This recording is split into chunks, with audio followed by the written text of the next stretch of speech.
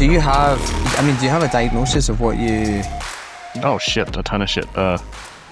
Autism, ADHD, generalized anxiety disorder, I think off the top of my head are the, like, anxiety, depression was the official diagnosis, like, I think, because they're often they kind of occur together, so they're kind of treated as the same disease a lot of the time. I think those are the big ones off the top of my head. And has it been since you've been a child? Honestly, yeah, I think that, like, obviously, like, autism and ADHD, you're born with both of those parts. Oh, yeah. You have to edit out a lot of stuttering, I think. Like autism and ADHD are both like congenital. Autism typically doesn't like manifest until you're about 2 years old because it's like a developmental disorder. Like it affects like how you develop intellectually. So a lot of the time, like it's not noticeable until you're like a little bit of an older kid, like but relatively older, like toddler kind of like. But around the time you would normally like start like paying more attention to people and start like investigating your environment a bit more and start wanting to socialize with other kids more. Yeah. That's about when autism becomes... Sorry, I'm going to put this right here just because it's... Yeah. Okay.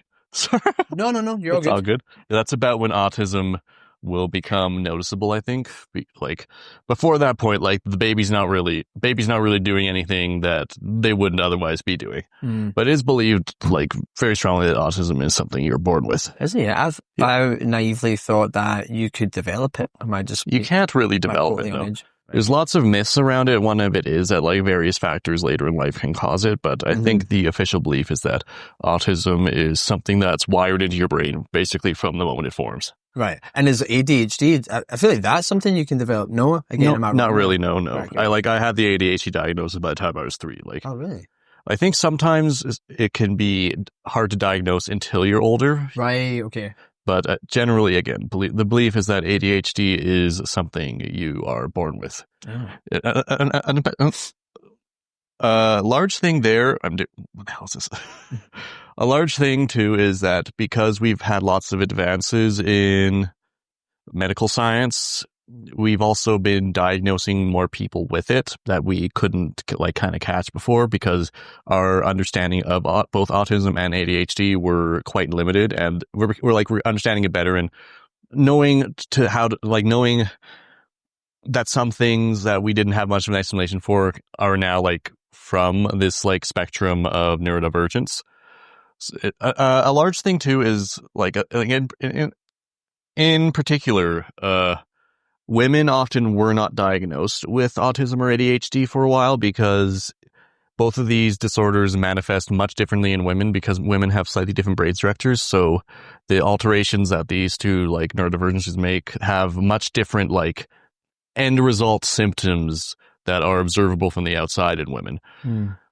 So lots of women now are being diagnosed with autism and ADHD when otherwise they would not have been diagnosed because we just did not know what to look for in women. And do you know what the differences are between guys? Not off the top of my head. I would say, I think because of like a large difference in the brains between men and women, and like anyone listening to this, absolutely fact check this because I am not a neurologist by any stretch of the You look like a neurologist. A beefcake neurologist.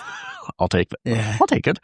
I think a large part is that women often have like a larger corpus callosum, which is responsible for connecting the two hemispheres of your brain. And because of this, their brains can be a little bit better at compensating if one part of the brain is damaged because they can more easily, I think, offload, what's the word? Usage from like a damaged or deficient area to another. So a lot of the times when you have a woman who's autistic or ADHD, the symptoms are just more subtle. They're not quite as extreme, but they're definitely there, and they are just as real as if a man has it. I personally knew someone working at the supermarket. She was only diagnosed with ADHD. I think she was early 20s, and it was a huge relief to her because growing up,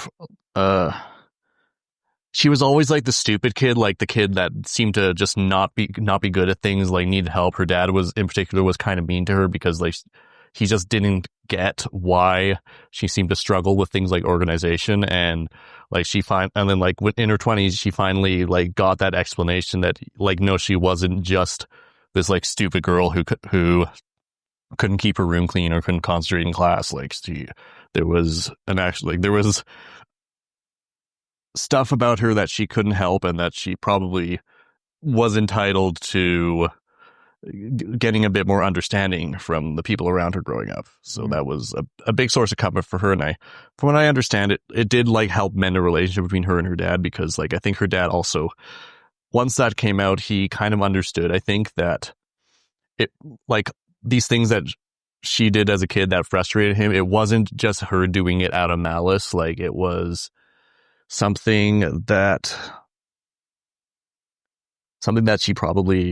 she herself couldn't control and just needed some temporary support with. Because the thing with ADHD and autism, like ADHD in particular, is they are things that you learn to cope with better as you age. Like, it's not like if you struggle with them as a young person, as a child, as a young adult, it's not this like lifelong sentence. Like, you'll never be worth anything. You'll never, like, it's just something that you struggle with for a bit, and it'll always be a thing that you struggle with, but it gets easier and you learn ways to deal with it. So what was it like for you growing up? Like, how did it, how was it for you growing up?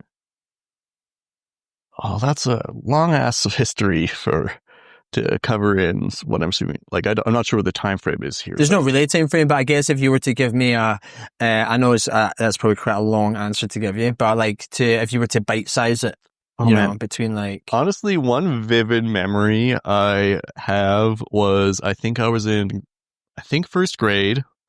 I can't remember what exactly class, like what subject we're doing at that specific point in time, but I completely forgot that I was in school, and I started running around the classroom holding a pencil, thinking it was a slingshot from a video game I'd been playing.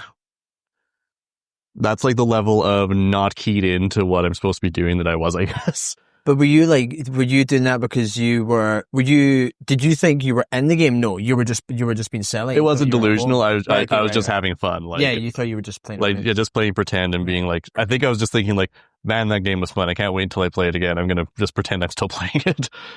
Yeah, I think it's kind of fun, to be honest. I mean, in the moment, it was quite fun. It probably would have been better if I was doing my schoolwork, but. Yeah, I can imagine sounds fun, but probably like super disruptive. Yeah, super disruptive. I was very fortunate though. In grade 1, I had a lovely teacher, Miss Mary Paston, I believe her name was, and she was, I don't know, she's definitely one of those teachers that was just simply built different, like she understood like what I was going through, and she just had this natural ability to empathize with kids. So it's like she didn't let me, like run rampant, but she also she understood that it wasn't something I could necessarily control. And she had like a really close relationship with my parents, like in terms of just finding out ways to working with my parents to find out ways in order to help me function at school. So that was extremely fortunate for me. Like, a lot of the time, I think that like, if you see it as just like a disease that you're struggling with, if you have a sick person, this is a bit of a touchy subject again, I guess, because like, there's definitely people I think who would object to me comparing it to a sick person, because there's definitely the paradigm that sometimes these neurodivergences they don't necessarily make you worse than people, they just make you different. But I'm just using this as a comparison to be clear. Like, if you have a sick person, someone who's struggling with a temporary illness, you don't reject them or punish them. You help them get through it, because like, that doesn't affect their long-term worth as a human being just because they're having trouble right now. You don't, if someone has the flu or something, you don't yell at them for not being able to go outside, and go for a run with you, right? You understand that's a temporary thing. And if you're a really good friend to them, you'll ask, can I, is there anything I can get you? Do you need some Advil or something? And if you show them that kindness, then it'll be worth it in the end. And I think dealing with, it was very helpful, I think, having people growing up that understood that just because like, yeah, I was struggling as a kid because I didn't like have the skills in order to help myself. Like that didn't mean I was like a failure as a person, and that there wasn't any point trying to help me. Like they still tried to set me up to succeed in whatever ways they could. Yeah, it's kind of almost feels like you were maybe born at a good time, because it feels like in the past that what you're describing is the opposite of what people would have been done. Oh, very much so. I think in a corner and being like, oh, very much so. Like back then, like we didn't have any real understanding of like, well, we didn't have the term ADHD, autism, like those didn't exist as descriptors. You were just stupid, or you were like a fairy changeling that was put into the family to punish them for something they did. Yeah. Like I think I might be like mischaracterizing it a bit, because I want to believe that even back then, when there wasn't like this highly methodical understanding of these illnesses, like surely like back then, like kind people still existed, people who just, I guess, maybe understood instinctively, even if they didn't have like a book to refer to that explained exactly what was happening in detail. Like surely there were people who like at least understood that like sometimes people struggle with things that you don't quite understand. That doesn't mean to be cruel to them, but I do believe that there was a lot more ignorance like back then. I think especially in like the 1800s time period, I probably would have been put into a room and electroshocked. Yeah, like drill into your brain or something. Like back in the day, they would do that to anyone. Yeah. Never mind, dude. Well, joke's on them. I'm not sure if they find anything. Yeah. It just goes hollow all the way through. They just hear this like echoing sound inside. Just be like, huh. Yeah. Want to put jam in there? I mean, it's kind of like, I may be misspeaking here, but is that not even what they would do for stuff for like chronic depression, or you know, just like drill into his brain? Fully, there was legitimately like a period, honestly, somewhat recently, where like lobotomies were literally a fad. Yeah, like, bring it back. Sometimes I wonder if that might be what I need. Just cut the brain in half. Yeah. No more Josh. Bye bye. I guess I am just kind of a lump that just eats anyways. Like, might as well just make it total, you know? Make it quieter. Yeah, just make me a vegetable. Yeah, they're definitely like literally. I think there was like a really high profile case. Like, I'm definitely showing my own ignorance on this topic a little bit right now, but there was definitely a high profile case where I believe the daughter of a politician, I think it might have been like a U.S. president, was lobotomized, and I think it might have been like her experiences post lobotomization that caused that to finally come out of vogue, because like it didn't, like, there was no real reason to lobotomize her in the first place, and it did not, like, obviously it didn't help her in any way because there wasn't anything to help. Like, they just kind of hacked into her brain because she was just kind of having normal life struggles, you know? What even is a lobotomy again? A lobotomy is a specific medical procedure where they sever your frontal lobe, which is the part of your brain, I believe, responsible for decision making, for I think decision making, weighing alternatives. Yeah. It has a huge part of your personality is like how your frontal lobe is structured, because it's like a lot of what makes you is how you've learned to respond to things. And by getting rid of the frontal lobe, then you no longer really have the ability to respond to things. Like, you become like people who took lobotomies largely could still like speak and solve problems, but it made you very, very, very passive. Yeah, it can almost remove your personality. Basically, yeah. Like, it turns you, like, that's why it became popular. It was especially popular to do on women because of the belief that, you know, women are hysterical, women are always like hyper emotional. So it was practiced pretty extensively, specifically on women, just to kind of shut the old bitch up, you know, like Sarge using like that's a disgusting like way to say it, but like that's kind of the old school mentality. That's kind of the mentality. Like, just chop your woman's brain in half and she'll stop getting upset that you that you come home drunk and beat her. I don't know, whatever the fuck. Like it was a archaic. Oh, very archaic. Like, and you could definitely say it was backwards in some way because, like, I think this was not very long ago. Like, this was in the 1900s. I think. Like, this isn't like some like person in. This isn't some like priest in the Middle Ages like bloodletting you because they just genuinely didn't know better, right? This was like a really advanced, like ostensibly civilized society chopping people's brains in half because if someone was acting in a way you didn't want, it was easier to just like literally just tranquilize them than to actually like give them the help they need or to just stop treating them badly. Was there not something for when homophobia used to still be like illegal or whatever? What was it? They used to castrate them or something like that? Chemical castration? Oh, we could talk for ages about the shit they've done to LGBT people. There's a really, I mean, I bring that's obviously a pretty... Yep. Oh, chemical castration was absolutely a thing that has been practiced on gay people. People would do that. Gay people. There's a famous guy in the UK who... I think I was just reading about this. I forget the name, but he was like, I want to say a computer programmer or something. What was his name? I don't know his name, but there's a movie about him. Yeah. And it's on the tip of my tongue, but yeah, he was a computer programmer. He, his like research and he like cracked it. Yeah, his research and like deciphering codes, like literally like went a long way towards like defeating the Nazis. And then afterwards they found out he was gay and I believe chemically castrated him. And there are conflicting reports on whether this was a factor in the end, but yeah, he eventually killed himself. Yeah, definitely probably. And I believe the British government has issued a formal apology, like for the way they treated the guy. I know. I know, like that's so cute, isn't it? Oh, sorry, we burnt this guy's balls off and drove him to suicide, right? That was after he saved. Yeah, that was a bit of an oopsie.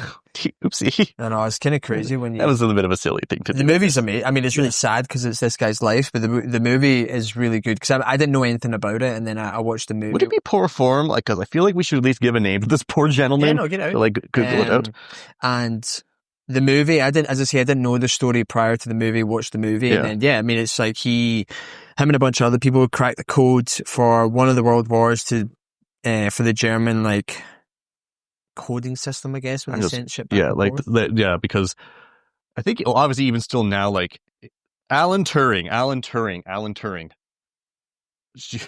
Sorry, that was bothering me. It's like I think that after everything he went through, at least get his name right. At least get his name right. Yeah, like Jesus Christ. Yeah. Yeah. I wonder if there's anything, I mean, those two things we just discussed there are like pretty extreme, but I wonder if there's anything that we do now medically that like in 100 years we'll look back on and be like... Oh, I thought you were going to say, is there anything we do now medically to gay people?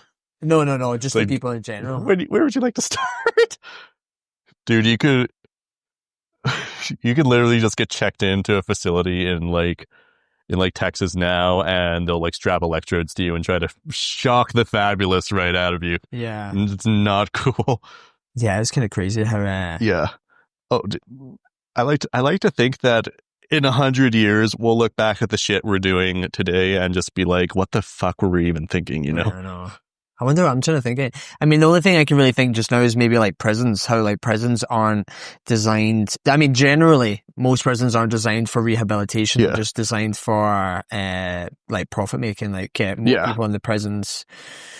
And it's not about like rehabilitating them to get them back into society. It's just like a vicious cycle. Oh, would you like my tinfoil hat take? Give me the tinfoil hat take. I think half the time prisons aren't, well, obviously they're meant to contain the prisoners, but I think sometimes they're meant to contain the guards and employees because like a lot of the time people working there like just have really vicious temperaments. And I wonder if like half the purpose in society that prisons serve is to just give these people who naturally are attracted to harming others, like some kind of acceptable outlet.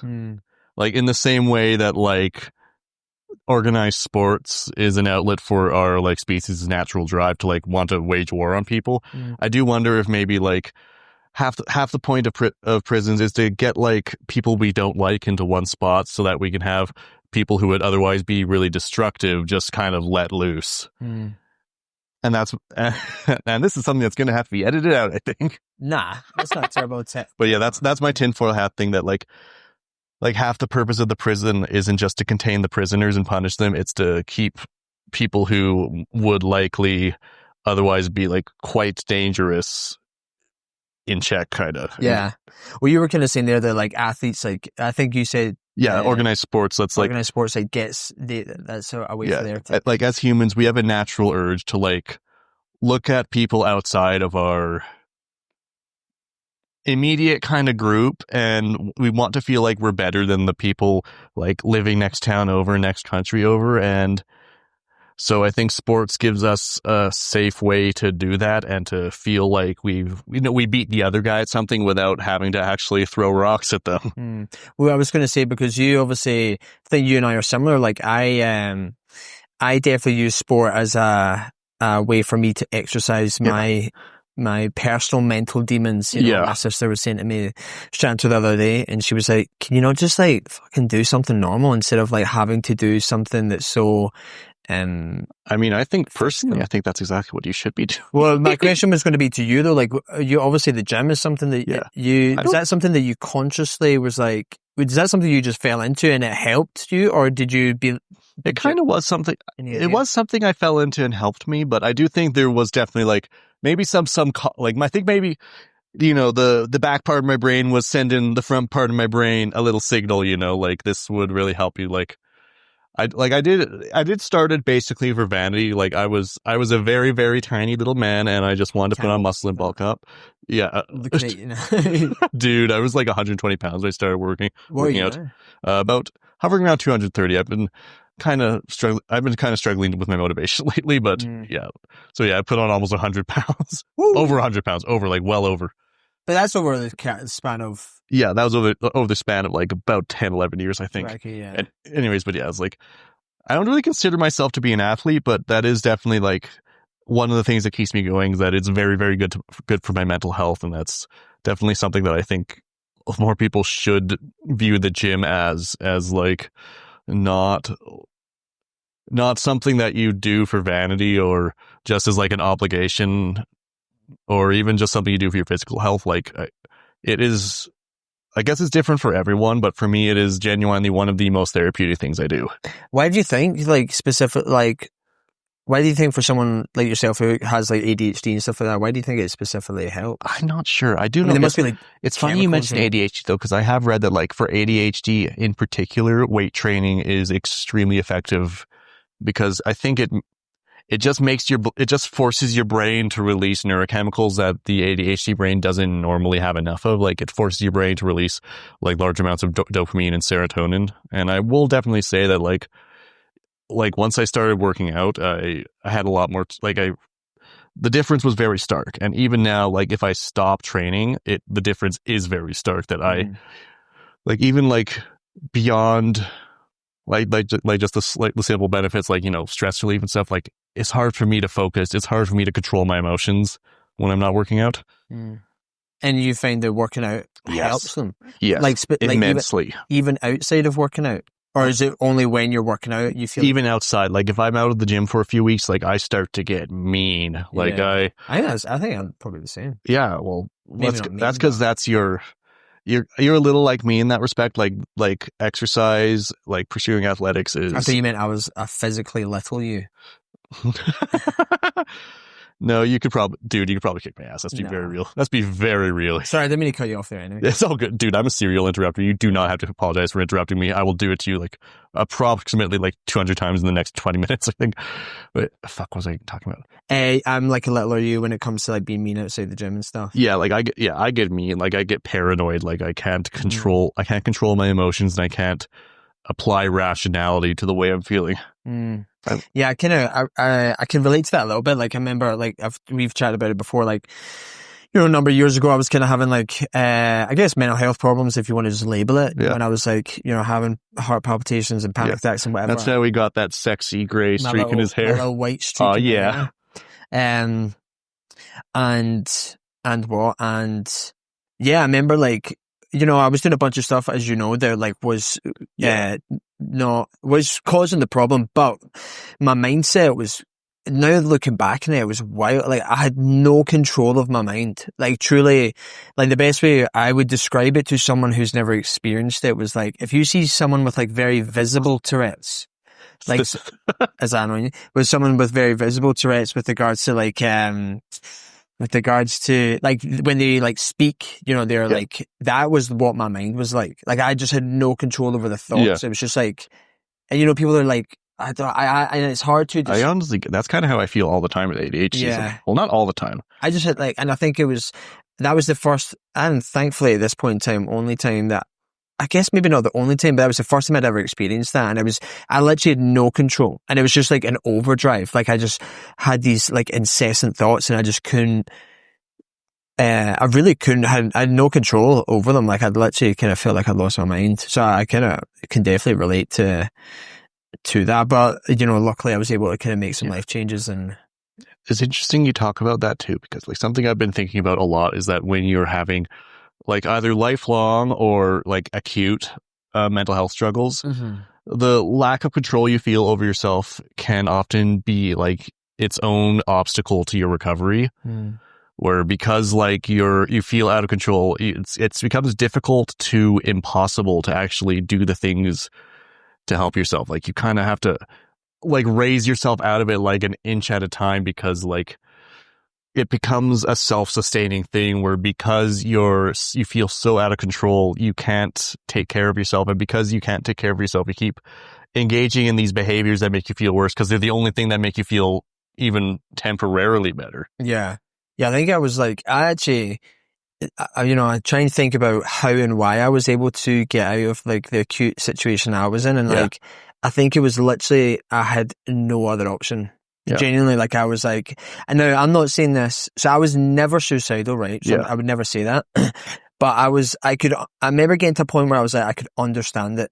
Cause I was just like, I think the reason I was able to inch my way out of it was because I was like, I've got no other option here. I can't live like this. Yeah. You know, and that's, again, me not saying that I was like, therefore I'm going to fucking kill myself. But I remember being like, I cannot live like this. So I just was like desperately trying to grab onto anything that helped. I think you told me that like you hit that wall and you were like, you realized that like you either had to like kind of get help now and like help yourself now, or like it was kind of just going to be over that point. Oh, it's just going to be like, you just can't live like that. Yeah. Like, so yeah, I guess like, you know, and that's why I was wanting to chat to you about it, because you kind of have like a more of a long term. Yeah. I mean, I just like to say like right up front that like all mental, like I'm saying this directly to the camera and like not even at you. That is the camera. That is the camera.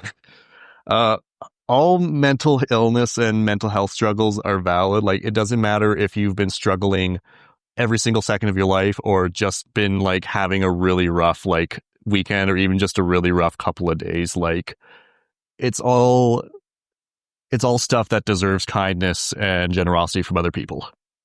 I just wanted to put that out there. Like, it doesn't, like, since we were just talking about like how it was like, for me, it's like more of a chronic lifelong thing. For you, it was something a bit more short term, but probably a bit more intense than anything I've ever personally had to go through. Was there anything that you find that people could do to help? Like when I'm having a bad? Just in general, for like someone who has, is there anything that you find? Honestly, even like me, like as a friend? Like I think the best thing you can ever do for someone who is struggling is just listen non-judgmentally, because like that should be plan A, and they'll tell you plan B. Like that's like until you can listen to someone, and I think communicate to them. Like, I guess this is also an important thing. Like, communicate to them that you are a safe person to talk to, and that they can like trust you with confidential information. Until you can establish that rapport and that sense that they can communicate with you, you won't know what you could do to help them, because like everyone's needs are different. Mm-hmm. Even the same person might have different needs, like different hours of the day, right? Like would you say you need the same things at all times every time? No. Even as like a relatively mentally stable person. Relatively being the main word there. I'm not sure if they can see me winking. It probably just looks like I had something in my eye. Yeah. Why is he got Twitch?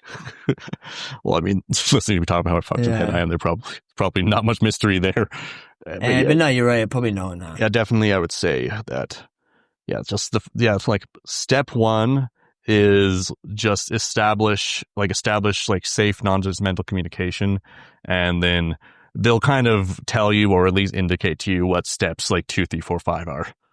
But until you reach out to someone, like, especially because like a lot of the time, if someone's, or at least personally, if someone is really struggling mentally, like they're going to be going through a lot of emotions at that point. They might not even be in a state to reach out to someone for help because they might not be able to remember who their friends are, basically. Because when you're in that like permanent fight or flight state, like everyone feels like a potential enemy, like everyone feels like a potential threat. So it can be really difficult to open up to people. And is there anything on the flip side of that? Is there anything that are like, don't do this? I mean, I try and steal your pencil in the gym and it seems to wind you up quite. Sometimes I'm like, I don't know if he's actually... He bullies me just because he's bigger than me. I'm like, I don't know if he's actually going to hit me or if he's just... I do too. Something that I would say to just... that's a... I mean, it's probably obvious, like, don't annoy them. Don't annoy them. I mean, that's probably just a human thing, though. Because I have a bad habit of annoying people. Honestly, you're... Yeah. I think it's funny. Motherfucker thinks he's annoying. He's like the least annoying person I know. Yeah. Always how that works. Dude, that's like a huge... I guess it's maybe... I think, like before, like, it's a big general thing. And so we just have to just start from step one, which I would say the worst thing you can do is not pay attention to how what you yourself are doing is affecting them. Like, I think, like how step one of helping them is just opening that communication. Step one of not helping them would be to ignore the signals they themselves are sending you. Because, like I said, like everyone has different triggers. Everyone has different things that will like make their condition worse. But if you're not paying attention to what they're telling you and you're not like showing that empathy and that compassion, then you'll never know what their needs are. So, do you think, I totally forgot what I was going to say there. My mind went totally blank. It's all good. I think, is there anything that from someone from the outside looking in, that you were talking about signals there? Sorry, that's what I was going to go on. So you were talking about like people giving off signals. Do you think there's anything from the outside that people don't see that like everything? Is there anything you could like give an example? Or? Honestly, I am fairly blessed because, well, in some ways, autism is a bit difficult to understand. I think ADHD is a little easier to understand than autism because, like, even if you don't have ADHD, I can kind of just explain it to you imperfectly, but like at least somewhat comprehensibly and somewhat accurately in terms of something you have that is missing. I can just tell you, like, imagine if you had no natural mental breaks, basically. Like if there was, like, for a normal person, right, there's quite a bit of a barrier between like getting the urge to do something and actually doing it. For ADHD, the barrier is a lot less. Like, it's not like there's none, like that's a bit of an exaggeration on my part, but it's like, I can kind of make you understand what it's like to an extent by just saying, like, imagine if you were kind of, the steering wheel in your mental car was not working. Your car was just flying around. The gas is stuck down, like that level of like out of control. You're just doing whatever you want, and your conscious mind is just along for the ride. And for anxiety and depression, that's a really easy thing to explain to someone because, like, it's just like, this unpleasant emotion you feel. Well, I feel it all the time. I'm always feeling afraid. I'm always feeling sad. And is that something you feel all the time? Quite a bit, yeah. I am medicated. I am been working to deal with it.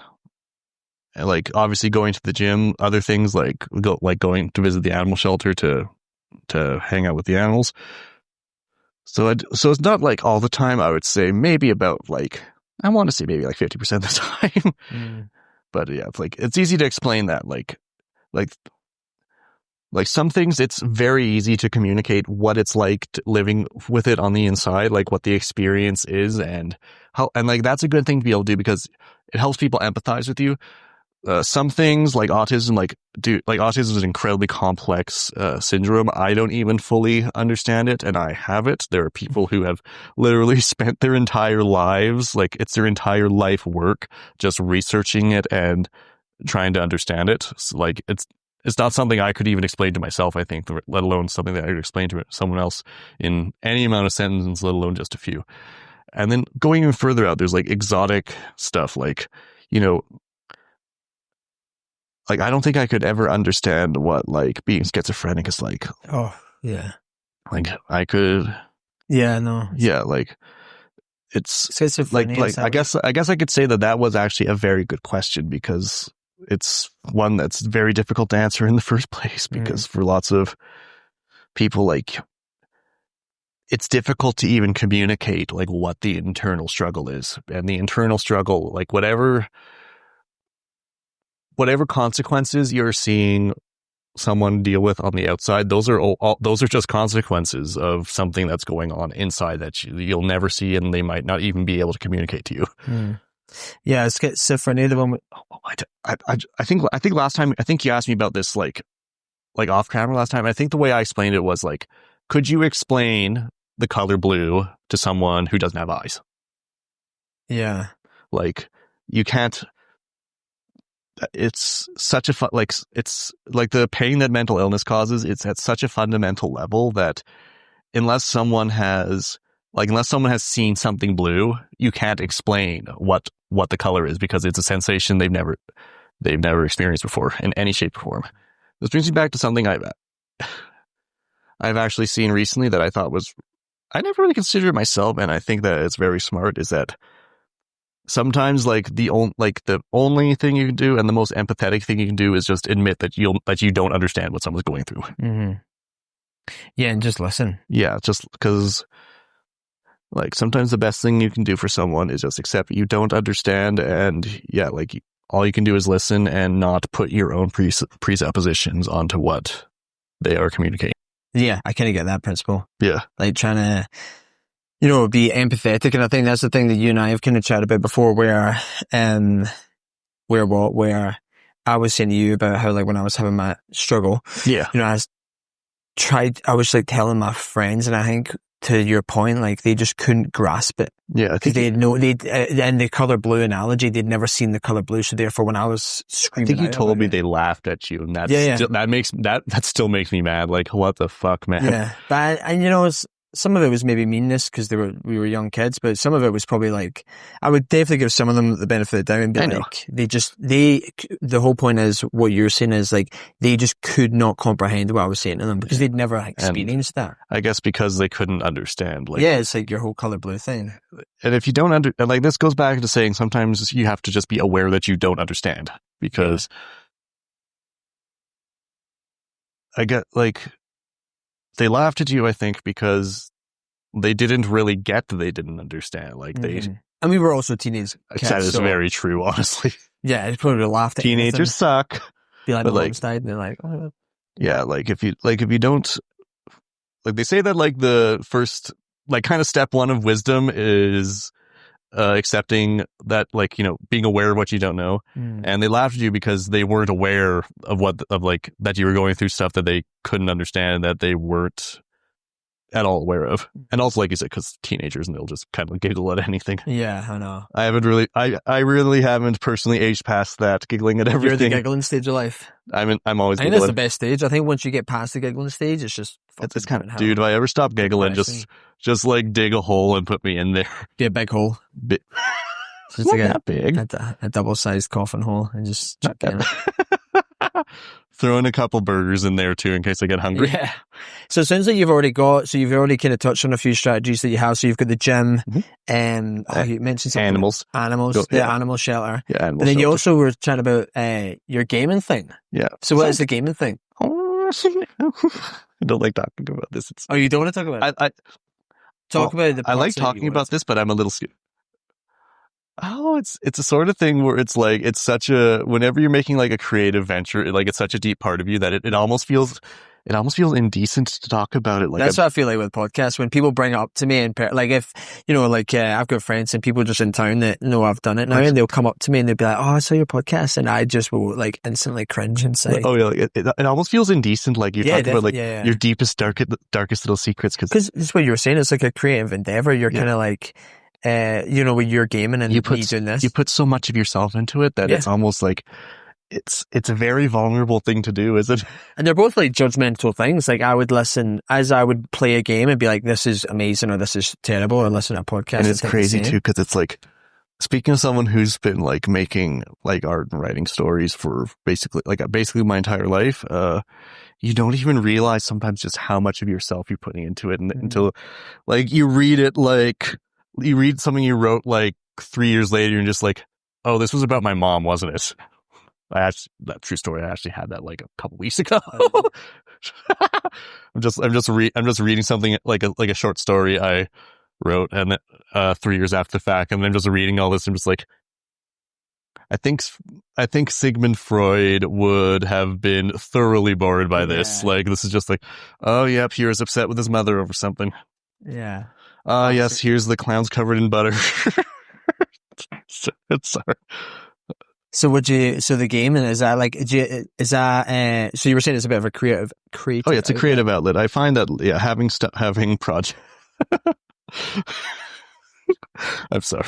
You're going to have to edit the clowns covered in butter. Anyways, yeah, the game is definitely a creative outlet. And I find like having stuff like that to focus on when I'm feeling low can help me keep going, because it gives me something to work towards and to look forward to. And like, it's difficult sometimes, but like if you're suffering in the present, but you have like, if life is shit now, that sucks, right? But if life is shit now, but there's something that you're looking forward to in the future and you're working towards it, then that gets your mind out of like kind of the shitty reality you're living in right now, and makes you think like, maybe by the time I finish this game, I'll feel better. Or maybe by the time I finish writing this, I'll feel better. Or I feel like you've just described religion back in the day when people were living in. I will say there's a certain spiritual component.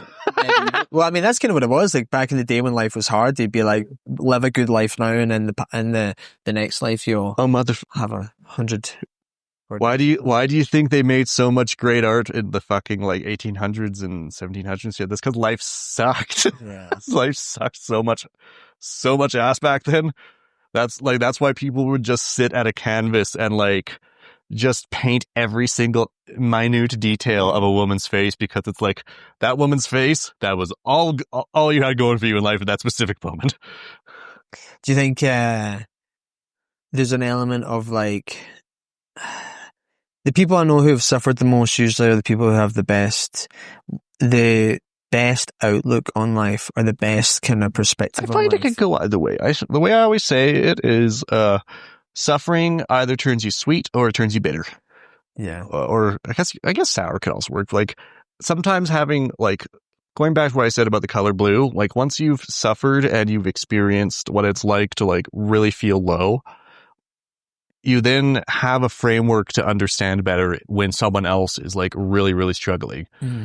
On the other hand, sometimes once you've gone through something like that, you're just numb to it, and it's hard to care about what something else, like what other people go through. And you become, I think, sometimes more invested in never wanting to feel that way again, even if it comes at even if it means trying to make yourself feel better at someone else's expense. Like you become afraid of even not even just hurting in that way again, or like just hurting at all, like feeling helpless at all. And I would say that even though like the kindest people I've met have been the ones that have like gone through like unimaginable life circumstances, I'll also say like the most terrible people I met have also like come from like backgrounds of great suffering. Because I think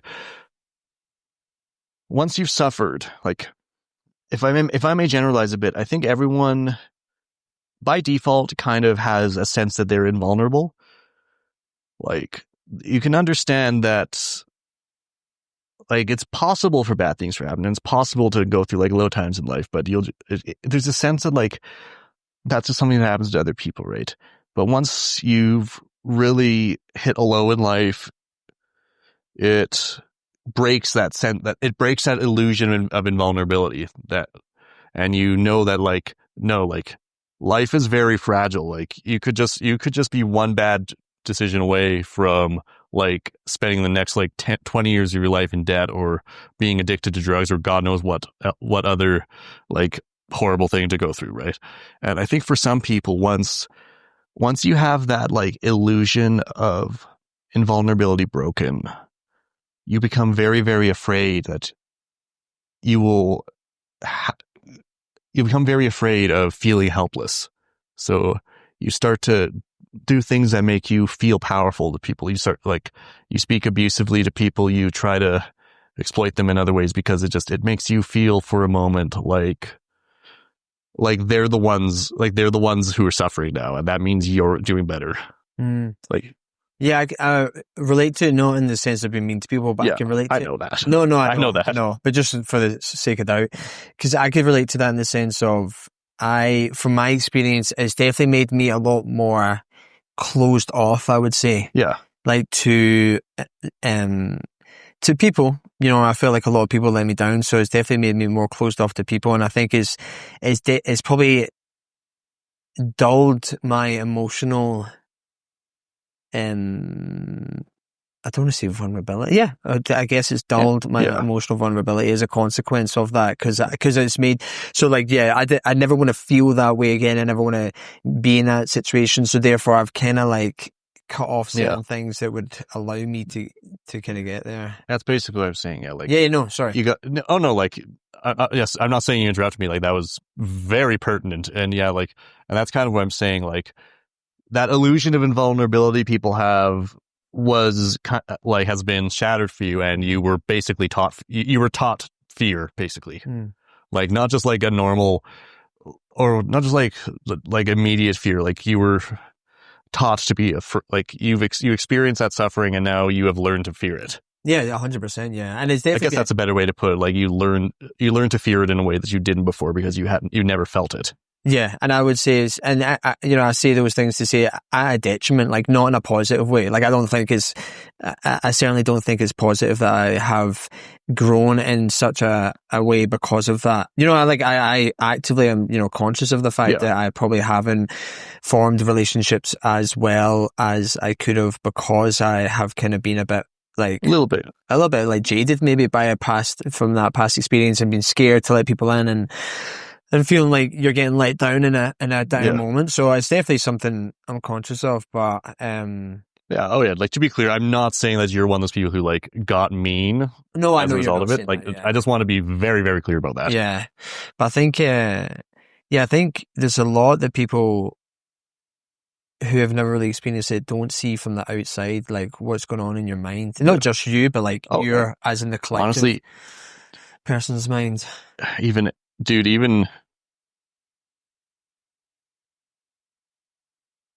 like everyone has hidden what was that really like corny song? I think it was in the 90s. Like everybody's got a story that could break your heart. That's got like you never know what someone's gone through, and you'll never really fully understand like every single secret a person has and every experience that they've gone through. Yeah, like David Goggins, the like ultra crazy guy. Yeah. He was saying how he said something that I definitely related to, which was other people.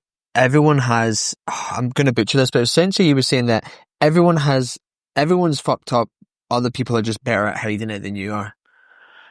Everyone has their own secrets, I think is what he was saying. Everyone has their own secrets, but some people are just better at hiding theirs than you. You know? So when you look at someone, you're like, wow, they're like, they just seem to have all their shit together. Like, they also still have their things. They're just probably a better... 100%. Better at just, like, keeping their shit together. I think maybe some people are a little more messed up than others, though. Yeah, definitely, yeah. Like, I'd say someone living under a bridge, chewing on raccoons might have a few more problems than you or me. Like they might be struggling with a little bit more than you or me are at this specific point in time. Yeah, unless they love raccoons, and that's their job. Maybe the raccoon tastes really good. Like maybe I'm just showing my ignorance. You could be a troll in Lord of the Rings or something. think that's what I was in a past life, actually. Yeah. I'm still kind of a troll now, let's be real. I'm always trolling. Trolling online? Always. Nah, I don't think so. But yeah, so the game, so it's been a bit of a creative outlet. Yeah, that was a huge sidetrack, wasn't it? Sorry. Is it? So it's more of a creative outlet for you then? Yeah, definitely a creative outlet. It's not the next Stardew Valley. I'm not going to be making mad bank from it, but it's just something that I do. And I've always been like working on little projects like that just to keep myself oriented. And you were saying, like, would you say stuff like that is kind of like what keeps you motivated and like when you're having like a harder day? Yes, 100%. Yeah. Like, yeah, that's definitely like the big two things I would say. There's the gym and working on my projects. The gym kind of is a project in and of itself, yeah. An like a personal one. Yeah. I guess not personal, but I know what you're saying. Yeah. It's a different sort of project, but it's definitely is like a long-term undertaking that I have to focus myself on, and it gets me looking a little bit forward instead of like focusing on how much I might be like not feeling great like in the present. Yeah, I would say that I actually have been doing a lot better lately. So ironically, I have found when I am doing better, I lose a little bit of interest in those activities, like temporarily, because I think, and I've observed this in other people too, when you have a coping mechanism like that, you almost get sick of it. Just because like no one actually wants to be in the gym like 12 hours a week or like sitting at a computer programming for like 8 hours a day, right? But like sometimes you kind of have to because it's the only thing that keeps you like stable. But I have found in myself and in others that once you're in a better place, even if you did enjoy those activities, sometimes you just need a little bit of a break for them because like that was your entire world for a bit and your world just expanded a little. And it's time to just focus yourself on other things for a little bit and then come back to them. I know personally about a buddy of mine who he was living in Banff and he wasn't doing very well mentally. I think just like the work culture in here wasn't great for him. And he was a gym buddy of mine. He was pretty dedicated. He moved to Australia and just quit just did not go to the gym for a good 3 months. Like he just did not need it, and I think just didn't really want to touch it for a while. And did he get back into it? Yeah, he's back into it now. He's back into like helping with powerlifting meets and stuff. But I think just because he needed the gym as a coping mechanism for such a long time and then just didn't need it anymore. You just go through a period where you don't want to touch it for a bit. You just don't want to touch it. Yeah, I guess. Yeah, I would see that. Like, meditating was something that I went like balls to the wall on when I was. Why do you feel I'm going to fall on my chair? Sorry. You can move that. Do you want to move it around, or are you comfortable? I'm just worried I'm going to fall. All right. Like meditating was something that I like jumped into massively. I was doing it like multiple times a day for forever, and then I guess when I kind of got better, I guess. I started doing it less, but it was. I remember thinking at the time, I was like, "This is probably when I should like double down on it." Yeah, because like that's what got you to like feeling better, and then if you stop doing it, then you kind of have a slow, gradual. Yeah. Or in my experience, you didn't want to get complacent, yeah. No, but I definitely, I still enjoy it, but I don't do it as frequently as I used to. Yeah, I think it's very normal. Like once you're in a better place, like kind of step away from, and I think also because like you might associate that activity with not feeling good, so you might need to step back from it for a bit to like come back a little bit later and build a more positive relationship with it instead of it just kind of being something you do when you're feeling like shit. Yeah, that's true. Yeah, definitely. Yeah, I would definitely see that.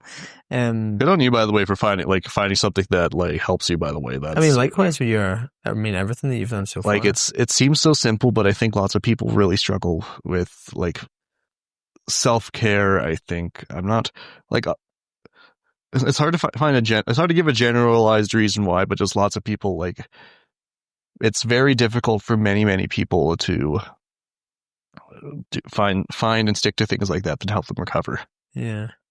And the stuff that you find were they things that you in hindsight you're like, yeah, those helped me, or were they things like when you were you proactively looking for things? Not really, these just kind of came around and I think things just kind of came around, yeah. I think things I think there was just activities that I was already interested in that I like kind of started I did notice that like some things helped me, like working on my projects, like going to the gym. Something I have started recently because I knew it would help me was like I said earlier, I go visit the SPCA to just hang out with the cats for a little. I mean, cats are amazing. They're wonderful little animals. I think I should probably volunteer there fully just so I can like kind of give back to them a little bit. I wonder what could you do? Just like feed them and stuff. Scoop their poop, probably. I don't expect it to be a fun experience, but just help the animals out a little bit because I know they've helped me. Like I probably should have been doing that years ago, like just going to spend time with the animals. Cats are lovely little creatures. They're quite empathetic, and there's just something nice about having a little animal that is there, like investing time and energy with you by choice. Like the cat, like this goes for dogs too, like any animal companion. The cat doesn't have any obligation to give you the time of day. It's there because it wants to be around you, and it sees worth in just the small things you can do for it, like giving it a cheek rub or a little butt smack or scratching its. Some cats like getting like butt pats. No, it's quite funny. Yeah, dogs like it as well. Yeah, dude, all the dogs, whenever I pet a dog, they always like stick their butt at me and want me to scratch it. I think it's because when Cass and I did dog sledding, they were saying that the bit like right in front of their tail, I guess, is they can't reach that. Yeah, so if you scratch that is very true. That's probably why they'll go crazy for it. It's nice to know that just those little things you can do for a creature can be so valued by it. And especially if you're like feeling really low, you can often it gets in your head, like it makes you feel like you're worthless.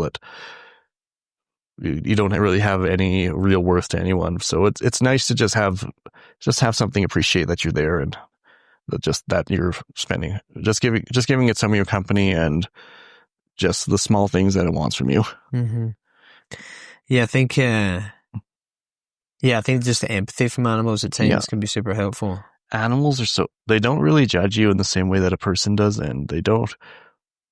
Humans are very complex animals, and that can often make us very difficult to kind of get along with and to understand and to, I think, anticipate the needs and activities of.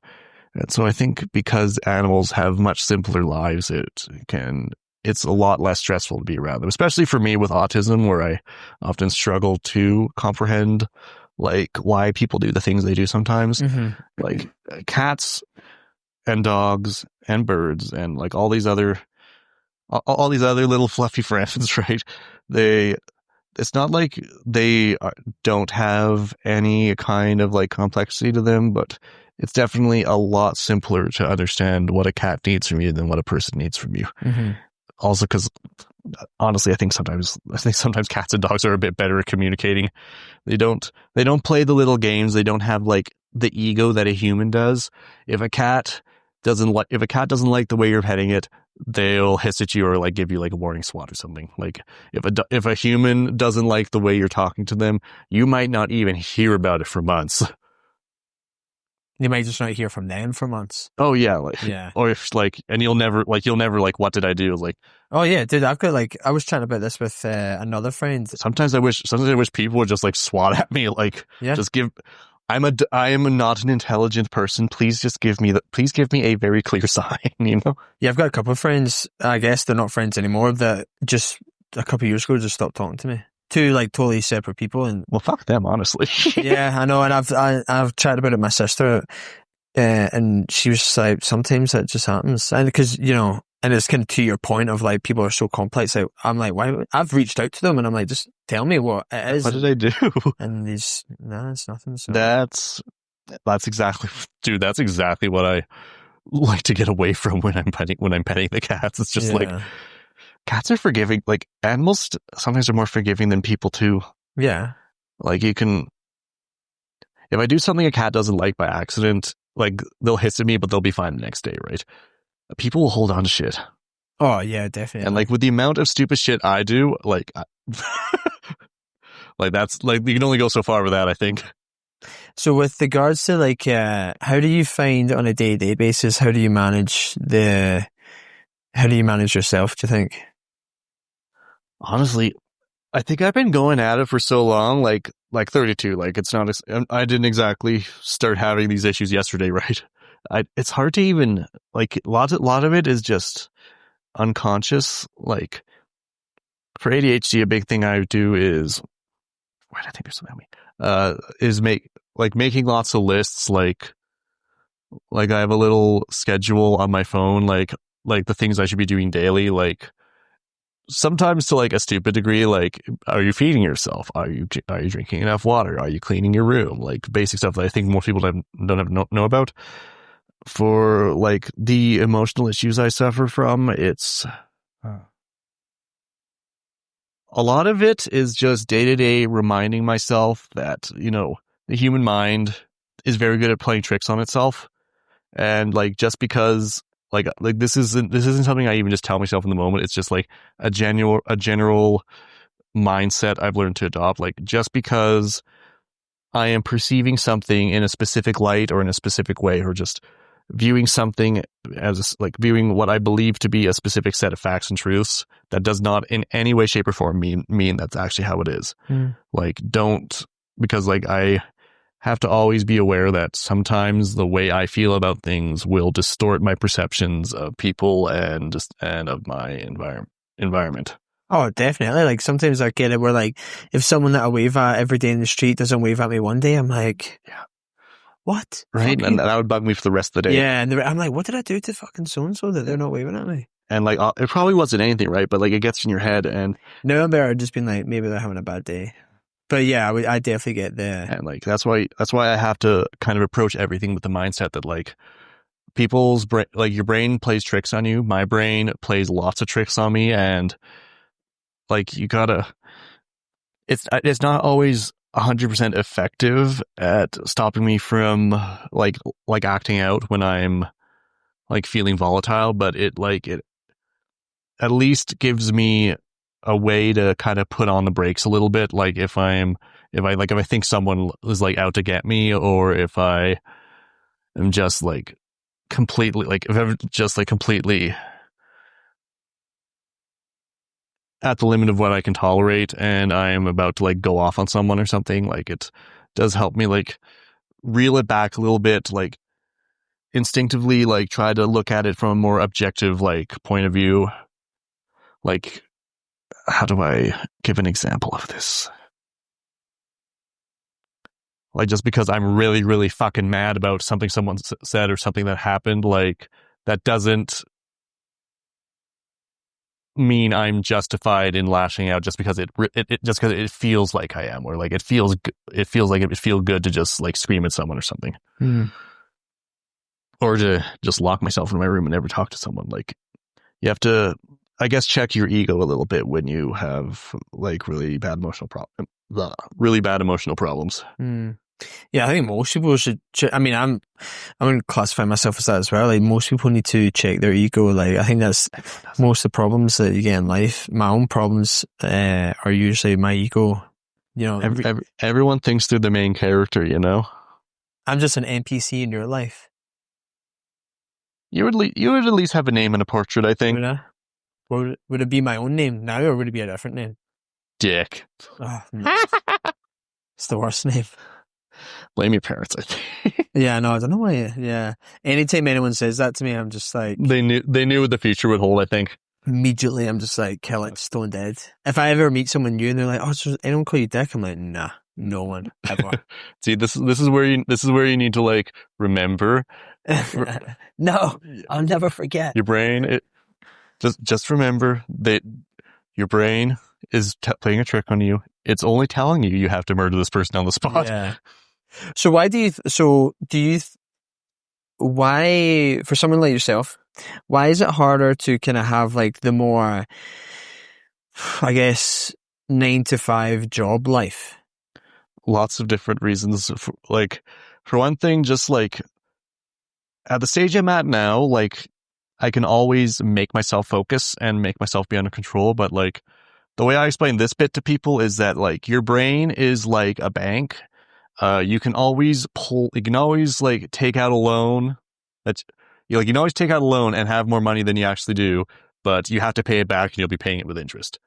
Like when I have had a job, it's like I could function like for the like 6 or 8 hours that I was working, but when I got home, I would just be like I know everyone's tired when they get home, but like I would just be just barely capable of functioning. Like, and this would like follow me for the entire rest of the week, basically. Like, even though I wouldn't work that many shifts, I'd be exhausted for days and days and days in a way that I don't think a normal person would really experience, just because like it just took that much more effort for me to like stay concentrating. And what do you think about like what specifically about it is exhausting? Well, like I said, like because of the like this is a big thing, like because of the ADHD, like just staying focused for that long is really difficult for me. Like I can do it, but like I said, like I'm taking a loan out by doing that, and then like I have to pay back that debt at the end of the day, and you have to pay it back with interest. Like I'm just exhausted. A lot of the time I go home and I just sleep for 4 hours straight. And I'd wake up and I'd still feel like I got hit in the face with a brick in a sock. Other things, like obviously like autism, I would say makes it a bit difficult for me to interact with my coworkers and customers. The depression and anxiety, like honestly, or I think just as bad as the ADHD in this case, because it makes it difficult for you to deal with the like ADHD also is like a big part of this too, because like that's emotional trait. Like just think about like when you're on the job, all those little things that happen that piss you off. That's like it's like 4 times as hard for me to not actually like tell whoever it is that no, the tortillas are right the fuck behind you. Like what are you stupid? Like you have to like being an adult is difficult. And being the mature person is difficult. Oh, I mean, I in a similar sense, like I do. Oh, dude.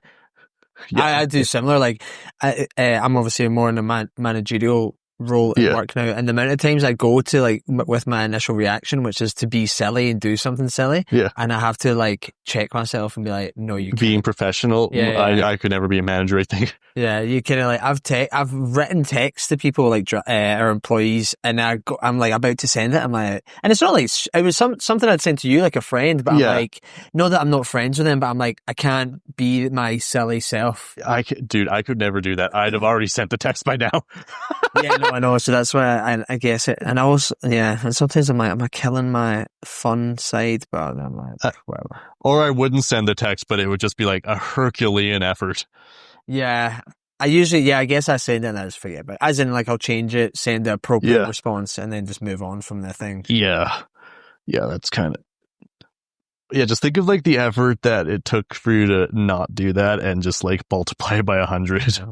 Like all those little things that you just can't do when you're acting in a professional environment. And you don't really seem to be. I would definitely say that I noticed, having known you for a couple of years now, and seen you going from like a period of working a lot to like not. Like I would definitely say it's noticeable how much more positive and energetic you are. Thank you. I like to hear that personally. Yeah, no, genuinely, yeah. Like it's noticeable. Like just your whole demeanor is different than when you're obviously stressed with work. Yeah, I would definitely managing the emotions is a big thing. And like I said, like when you're in a situation like that you're struggling to adapt to, you're constantly like paying back a psychological debt. So that's why I was often like not very chipper, maybe, because like if I hadn't worked that day, even if I hadn't worked in like 4 or 5 days, like I was still kind of mentally like paying back that stress debt, basically. And it's a very real form. Like it's difficult. Like I think this goes back to like explaining what the color blue is. It's a very real kind of mental fatigue that's difficult to explain to someone who maybe hasn't experienced it as much. But like it was very exhausting. Although let's be real here. If we're being very honest, I think most people would be a lot more chipper if they weren't working. Like, let's be very, like, I just want to acknowledge the elephant in the room here. Like, most people, if they were out of work for a few months, like assuming that there wasn't like a money crisis, they would probably be a little bit more chipper than they would otherwise be. Yeah, probably. Yeah, if money wasn't an issue and you just had 2 months off. Yeah, like most people would just be just about fucking jumping for joy. I mean, that was kind of like COVID. I felt like a lot of people. We call it furlough in the UK, but I was like, sent home with like pay from the government. Furlough. It was like EI. Like how people got sent home and then they got paid. Oh yeah. And I was at home for 3 months in the summer, and the summer was actually kind of nice. Good for you, but our government asked for the money back. Yeah, no, we got it. I was getting full pay. Yeah. I mean, like the first month I didn't work, and then the last 2 I did actually work. But yeah, I had a legitimate month of not working, getting my full pay in the summer. Granted, you couldn't go anywhere. Yeah, but it was banging. I feel like it's a lot different if you're like introverted like me versus if you're like someone like you who likes to be outside a little bit more. But what I would say just on the end of that is... Sorry to interrupt you. No, you didn't. But going back to work was brutal. Because having that break... You tasted the sweet nectar of freedom. And then going back to work was like, oh, this is... I think this is at the point I was thinking of coming to Canada. And the place that I worked was actually a good company, great people. But my head was turned to come here. So... yeah, then having a break and then going back to the job, I was like, oh God, it was harder than it had been prior to the break. My ADHD is showing a little bit. The second I'm not talking, I start looking at everything else. Yeah. I definitely, honestly, I found that the biggest... Someone next door playing the violin. Sounds like me trying to play. I find that the biggest thing that came as a result of COVID was my family got a lot closer, because I think when you're forced to live in the same home as other people for like, let's say maybe 60 to 90 days straight, you really figure out how to get along with them. Yeah. It's either that or open warfare. Yeah. So that was a nice thing. It is definitely a lot harder to adjust when you go back to the workplace after being out for a while. I'm probably going to feel like I need to get back to work. Like, let's be very real about that. Is that something that you want to do? Can you point to a single person you've met in your entire life that wants to work? Well, I guess there are people, like you obviously did your PT program and I'd love to do that. But that's what I mean though, like if you, like surely that is, I hope the mic can pick that up when I do that little dramatic whisper. Yeah, I think it will. Okay, thank God. But when you, like if that is something that you could legitimately do, I would really like to do that. I mean, what is making that reality? How would you do that? I mean, technically, I could start training people now. Is that I wouldn't do a very good job. I think like personal training isn't a protected profession in the same way that like being a doctor is. Mm-hmm. Like, my mom could call herself a personal trainer.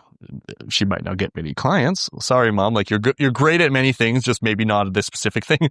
But she could start calling over PT today and like start trolling Facebook for clients. She might not get any, but like that's definitely an option. And similarly, I could start it today. I don't think I have quite the level of knowledge base required. Like I've been like training for a while, but I would say that I might need a little bit more orientation before I am capable of helping someone else train. I think I think it's good you recognize that, but I think everyone has that in every aspect to... Oh, also something that needs to be brought up. Sorry to like hard cut you off, but like I remember there's a very important detail too. Yeah. Lots of places, like something that like personally, the thing that I know most about and I'm most passionate about is weight training. And so naturally for that, you'll probably need like a larger gym environment. And most gyms are probably not going to hire you unless you're certified somewhere. And from in my personal observation, most gyms won't let you train inside that gym unless you're an employee. Like just like a liability thing. And also as a, like, why would we let a freelancer come in when we have our own in-house trainers kind of deal? So like in order to get started on that, I would absolutely, I think, need like some kind of accreditation. So that's what I'm working on right now. So I thought the PT thing that you had done was an accreditation. It is an accreditation, but it's just I'm not a fully certified personal trainer within that organization yet. I just finished doing a fitness knowledge course, and then I need to do weight training instructor and then personal trainer certification. All right. And is that what you're going to do? I would very much love to. I would very much love to. So what are you? Huh? Are you going to do it? I just finished the fitness knowledge course. I'm just waiting for it to get marked up. I finally, this is embarrassing, but I actually emailed like my scanned exam to the completely wrong address. So I was like, I was sitting there waiting there for weeks, like what the hell is happening? And I did just had you just typed in the one letter wrong or something? I'm not sure. I sent it to a place called J Security by accident, and I don't think they're interested in my PT exam. Okay. Did they email you back? Nope. It took me a bit to figure out. It was very embarrassing. I called the organization that I was doing the course out of, and just like what the hell? Like I sent you an email. I sent you guys the email like a month ago. Like what is going on? And then they were just like, we never got it. And then like they were confused, just like, yeah, our marker is usually super good. Like I don't know why she wouldn't have gotten back to you. And then I double checked the email I sent, and then I saw the address. I was just like, well, thank you for your time. I'll fix that right now. I would have thought though that surely she would email you and be like, hey, I didn't get your thing. Well, I guess the thing is, it's a sort like the courses offer like year round. So, and like she wasn't, I think the marker doesn't know like everyone that's who's taking the course until like the exam comes in. She's like, she's just marking them. So like she wouldn't have had any reason to know something was wrong. And it's also it's a home study course, so you do it at your own pace. So maybe even if she was aware I was doing the course, maybe she was just like, okay, like maybe she's just being a bit slow to hand it in. Like, but yeah, I did send the email, and I did get a response back like from her being like, yeah, thanks for finally sending this. I'm marking it. I'll just tell you if you need to redo any parts. So is it just like a pass or fail, or did you get I think it is like 80% to pass, I think it was on the exam.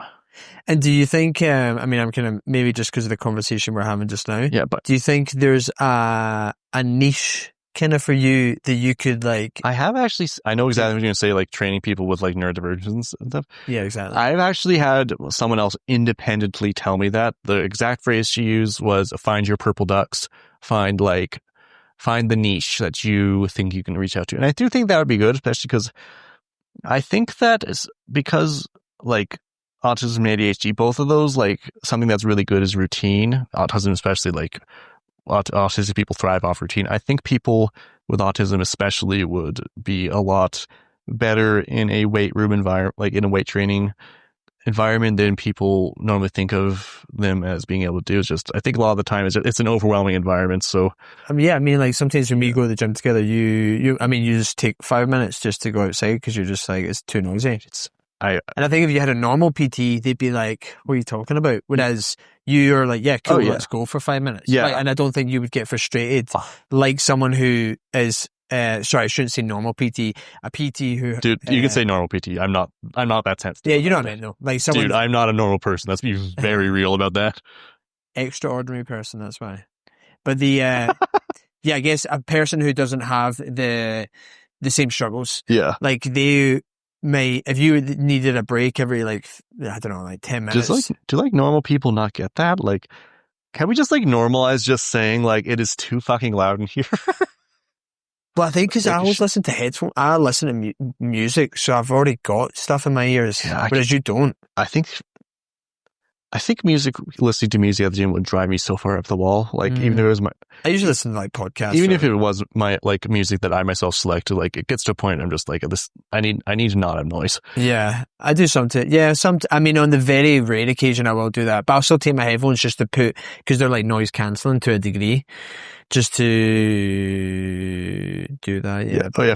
For context, a lot of the time I'm at the gym, and if there's any people here who like struggle with noise, I will this is your sign from God to do this. Get some construction earmuffs from a hardware store. Fuck all this like fancy noise canceling dynamic readjustment $100 headphones. You can get $25 at the hardware store. Noise canceling headphones, the kind you see on construction sites. It is the best thing you will ever do to yourself because it lets you give life a mute button, and that's what I do at the gym. I wear these little yellow construction earmuffs. Well, it's kind of badass as well, to be fair. I mean, I think I kind of look like a fop, but whatever. A fop? A fop. What's a fop? Kind of a nerd, kind of a geek, I think. Yeah. Fop is not a slur. No, I've never heard of it, so I can't imagine. And I'm sure you know all the slurs. I know lots of slurs from my life. You're Scottish. You know all the bad words. Yeah. Yeah, I was chatting to, I was working today and I was chatting to this group of American women and they were just asking me about Scottish stuff and I was half the words I was like, I probably can't actually tell you that. I can't. Probably shouldn't say that. Are Scots like, I once saw someone say that, dachshunds like wiener dogs, if they could talk, we would learn slurs for things that don't exist. Is that like Scotland? Yeah, Scotland's got a lot. I mean, I would say the UK in general, but yeah, the UK in general, specifically Scotland and Ireland, no, the Ireland's part of the UK, but anyway, have a lot of words that aren't words that are just like, just made up, but we use it. But I mean, they're used and they're used on a daily basis. They just don't mean shit. They don't have like a semantic meaning. There's not like maybe they're Gaelic in some form and it's been Gaelic. Oh, like, yeah. Like the old language. I thought you said garlic. I'm like, Gaelic. She's got garlic. She's got garlic. Yeah. Dude, like the UK has been like existing in roughly its current like state of dominion for centuries and centuries and centuries. They've gone through a lot of words by now. Oh God, yeah, I know, crazy. And is there like with regards to like travel, like you've kind of chatted about how you would like to travel? I would love to visit Europe. Is there any like struggles with regards to what we've been chatting about in traveling? Or is it just the fact you don't have a passport, you haven't traveled? Well, I'm going to have a passport soon. I think I finally finished filling everything They're out. giving you one? Uh-huh. They're going to give you one? Well, we will see soon if they make that mistake. But yeah, I don't know. I've never actually traveled before, so it'll be a nice way to figure out just how many things can go wrong, I think. Yeah, I mean, it definitely is. I mean, there's a lot of boxes to tick when you're traveling. You're like, do I have this? Do I have that? I'm not here. There's definitely going to be an organizational struggle, I think. Just as like a small exercise, I did like literally just as like an exercise to get myself a little more familiar with the process. I did like plan like a mock like stay in BC a while ago, and it definitely was like a bit more organization than I'm used to, like trying to figure out like bus dates, where to stay, like how to sync everything up so that I have the freaking hotel reservation for when I'm there by the time I'm there, like figuring out when when the plane's going to land, when the bus is going to that I take to the hotel is going to be there. Like it was definitely like a bit more of an extension that I'm used to. Yeah. Yeah. And I would say in that specific example you gave of like flying, I usually actually don't book any. I know where I'm going and usually the ways like mentally taking notes now. So like if I'm flying somewhere, like I'll usually, I'll know how I can get from the airport to the hotel or wherever I'm going to, but I won't actually book it because the amount of times I've flown in somewhere and your flight's delayed and then you're scrambling to try and get it, as opposed to then landing at whatever time and being like, cool, I know there's a bus, a train and a fucking magic carpet that's going to take me to this hotel. Where are you going that there's a magic carpet? Where was Aladdin? Was it India? I was going to say Amsterdam. Nah. Really? Nah, Aladdin's like, maybe like Middle East. Well, tell me what song they sing at the beginning of the movie. Oh, I don't know. Do you know? You don't remember? I honestly don't know. Arabian Nights.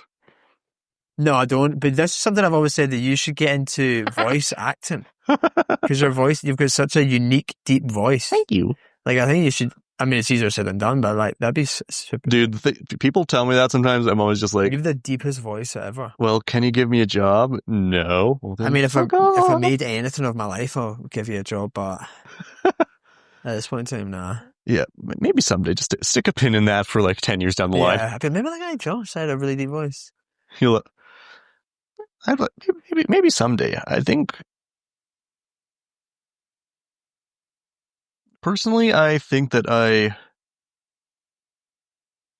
well, for one thing, doing voiceover work, you have to be able to act in the first place, right? And I think it's more just like expression, emotion.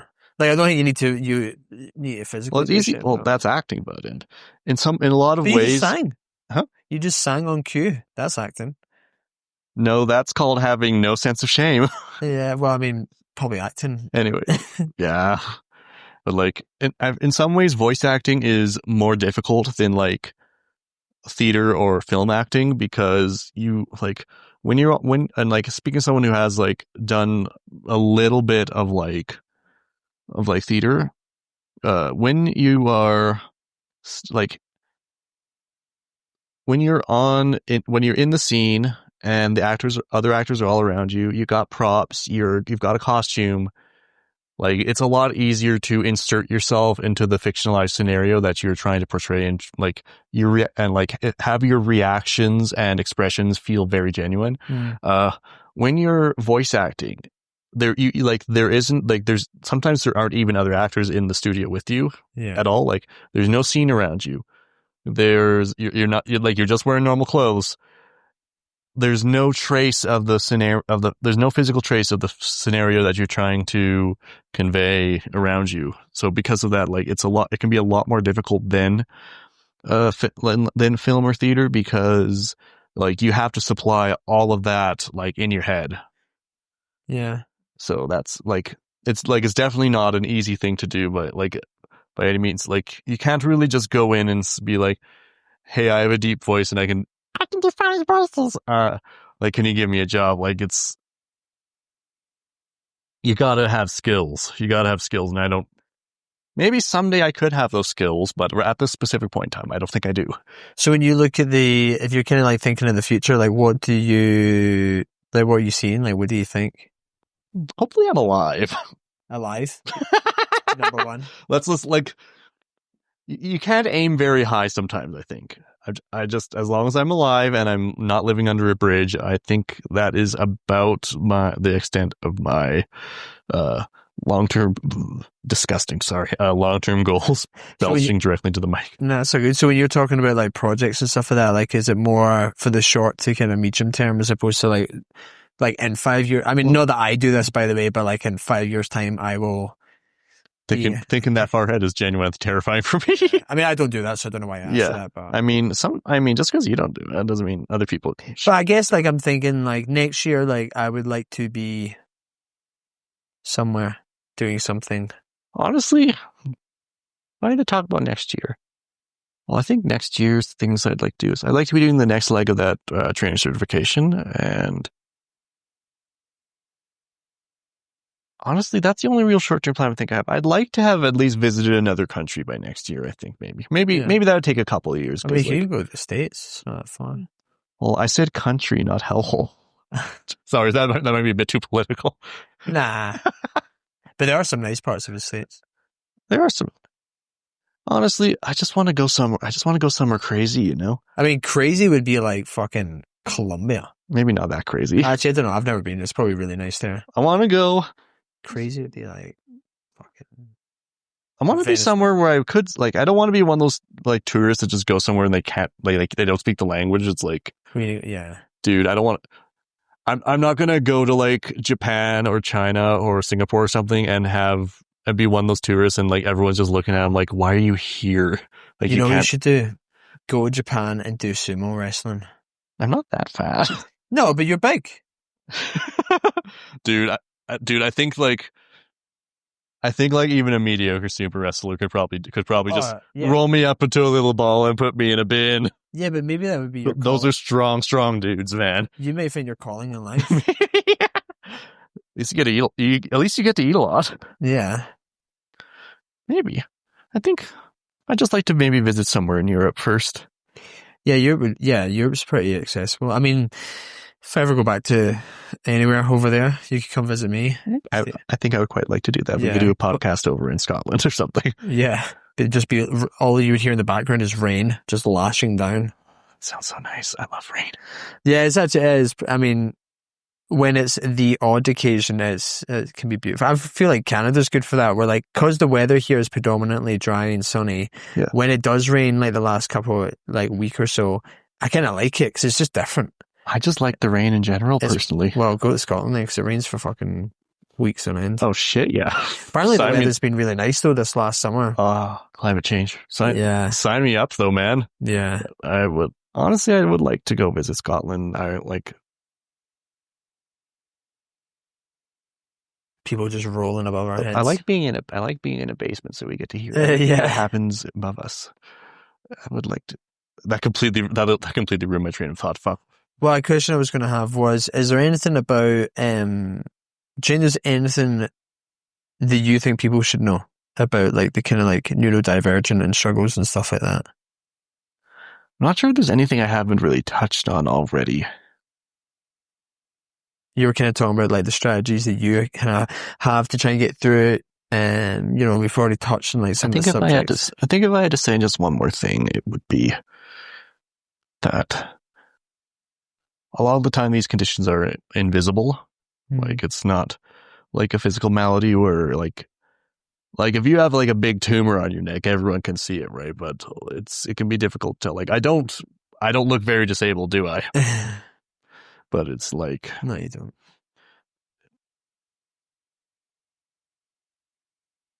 It's kind of forming in my head. You might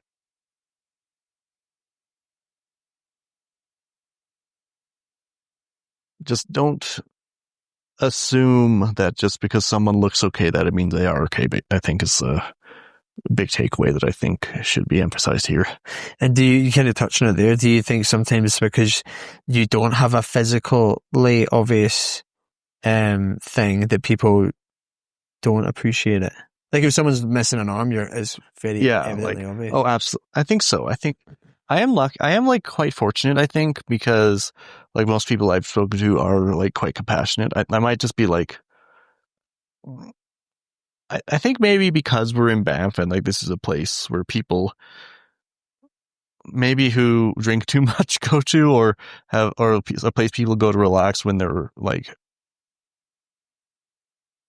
just need an escape. Like maybe people here might be a little bit more compassionate, I think, about stuff like that. But I would say that I have had people tell me to my face that, no, you don't actually have autism. I'm like, do you want me to get my fucking, like, I literally, like, they diagnosed me in paper and ink and everything, buddy. Do you want me to, like, get the doctor's note for you? But I think, yeah, because it's not a visible thing, like, sometimes people don't get it. And I think right now, and I think, like, a thing that I've been trying to get at is, like, right now I'm doing okay, but that doesn't mean I'll always be doing okay. Yeah. So, like, it doesn't go away just because you're having a good few months or having a good year. It's always something that's kind of in the back of your mind, and you have to be sure to take care of yourself.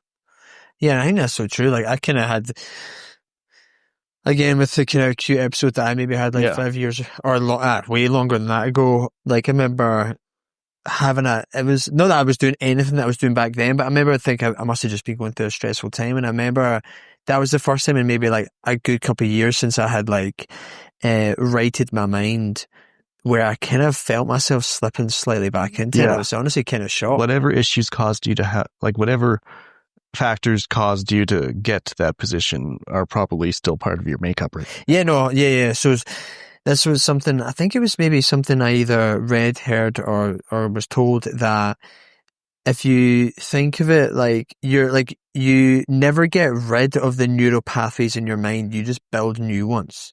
So that's why someone who's very true. That's why someone who's like a former smoker or a former alcoholic, that's why as soon as they go back to it, their brain just jumps back to the previous neural network, and they're just immediately back to where addiction they is went a chronic illness. Yes. Yeah. Specifically because of that phenomenon. Yeah. Where the pathways, the like reward based pathways that built in your brain from like the tobacco, alcohol, etc. use, they still exist, and it's actually very bad for an addict to go back to live in a place where they were using drugs, because just being in a place that's familiar to them, that they associate with the substances they were abusing, will cause them to relapse. And because it activates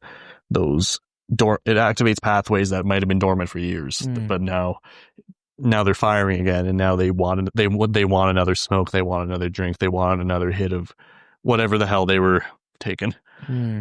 Yeah, so it's just like you keep the old ones, you just train the new ones to be like the plan A, and then plan B is ready to fuck you over if you it's still go back there. The beast is still there. It's just taking a nap for a little bit. Yeah, And I think it's, what you were saying earlier as well about how like your brain can be your worst enemy. It can be your best friend or your worst enemy because it knows everything about you. So it can either help you or it can hinder you, and you can't lie to yourself. Oh, I got so many thoughts on this, man.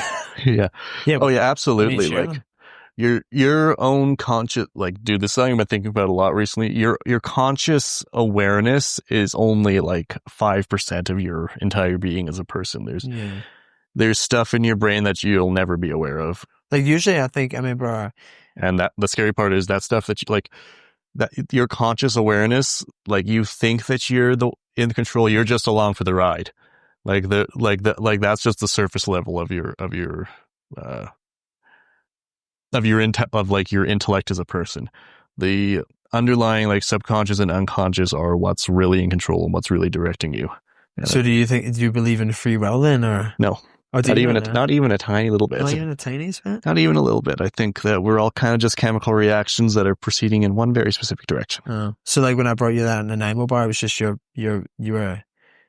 didn't freely choose to eat it. You're just... Absolutely not. The Nanaimo bar was the Nanaimo bar was in control there, I think. Yeah.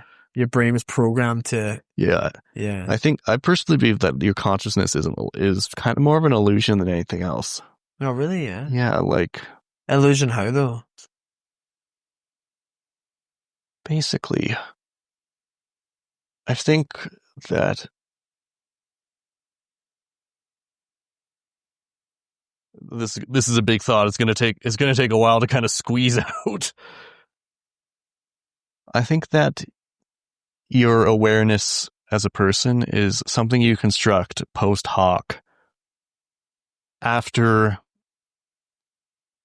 the processes in your brain that cause you to behave a certain way have already transpired. In much the same way as, like, I personally believe in it, that when you're asleep and you have a dream, you don't actually experience a dream until you're already awake, and then you kind of interpret what those signals in your brain meant after the fact. And in much, you could say that I think maybe your consciousness itself is a dream, and you're not real, like, it feels like you're part of the decision-making process, but I feel like maybe we aren't really so much. Like, what we think of as ourselves is just a hallucination. Tom? Thanks for tuning in. So, like, but do you think of the ego as an illusion? Yes. But then how does let me think that through. So I'm trying to think if your ego is an illusion, are you trying to see how much coffee I was drinking? I was thinking just drink. I was decaf anyway, so I won't do anything. There's no free will, so it's not actually my fault if I drink it. Yeah, I'm just trying to wrap my head around that.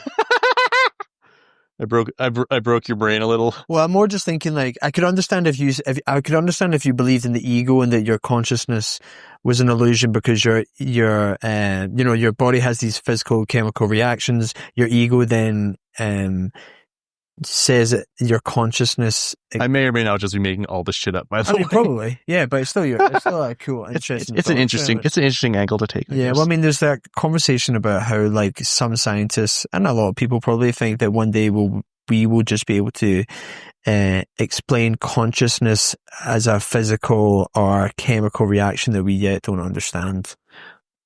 I think one fun theory I read is that I think it's bullshit, but it is a silly thought, is that what we experience as our consciousness is 100% decoupled from our brains and just happens by sheer coincidence to match up with what our actions are like in the physical world. Like there is no signal, like our consciousness exists on some metaphysical level, but is not connected to our body directly in any way, and it's just by sheer coincidence, one always matches the other. Yeah. So do you think? I don't personally believe that, to be clear, but it's a funny little thought, isn't it? Yeah, yeah. I think coincidences are fun. Coincidences are fun. Do you ever I do honestly sometimes believe in like voodoo a little bit. Like when you think about someone, or you think about messaging someone and then the next day they message you and you're like, that's so weird. I was going to message Josh and then he messaged me. Well, there's definitely a thought. There's definitely I think a layer of truth to that because I think, we've been talking for a while now. I think I got shit in my shoe. That's mine actually. Oh, you just left it and I stood on it. We're just going from metaphysical discussions to poop jokes. To poo in my shoe.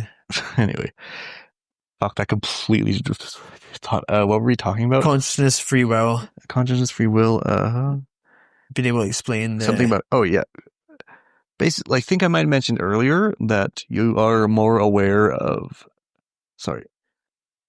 your mind is more aware of patterns and its environment than what your conscious awareness is itself aware of. Yeah.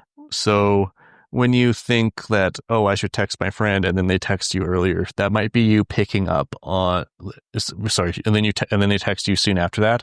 That might be you unconsciously picking up on a pattern that you did not consciously notice. Like maybe they text you, maybe your friend messages you about every 10 days, or maybe they message, or maybe they, for whatever reason, they always message you the day after it rains. For whatever reason, maybe if it's raining, they're sitting inside, they think of you or something, and so they'll message you the next day. And so it could be that your brain has picked up on a pattern there, and you're not consciously aware of it, but your unconscious will send you that little signal that something's about to happen. Wow, that's really cool. I mean, that makes total sense. I've never thought of that. I've personally experienced that. It's a silly story, but it's definitely it's definitely something that I think really proves this. And this is extremely, this is some big deep thing. When I was little, one of the video games I would play, when one of your little guys got it was a RPG kind of game. When one of your guys got a critical hit on an enemy, the animation would be very slightly different. And then it would tell you how much damage it did and stuff. And when I was little, for a long time, I thought I was magic or something, because I always could guess whether an attack was going to hit or be a critical hit or something like that. And it took me a solid couple of years of playing this game before I finally actually noticed that the animation was a bit different. And I'm just okay, so this whole time, even though I was not consciously aware of this difference in the way the game played out, yeah. I unconsciously noticed that, and so I would always get this very strong feeling that about what was about to happen, just because I had noticed that small difference, that small pattern, without consciously being aware of it. Yeah, well, I mean, I think in fighting, in boxing and MMA, that's how a lot of people fight, is that they recognize movements in that other person's body. And when you're fighting, when you're in an active fighting scenario like that, sorry to fucking hard cut you off, but literally, that's absolutely correct. It's happened, a lot of stuff is happening way faster than you could consciously process it. So it's all instinct and learning your own learning your own routines and being unconsciously aware instinctively of what the opponent is going to do. You have to be in tune with your unconscious in order to anticipate those patterns. Yeah. Yeah, and that's the whole point. You see someone moves a certain direction, you know that they're going to throw a jab or a kick or whatever. Exactly, and you're not consciously aware of this. Yeah. So you would you say you're a spiritual person? No. No, not at all? A little bit. In what way?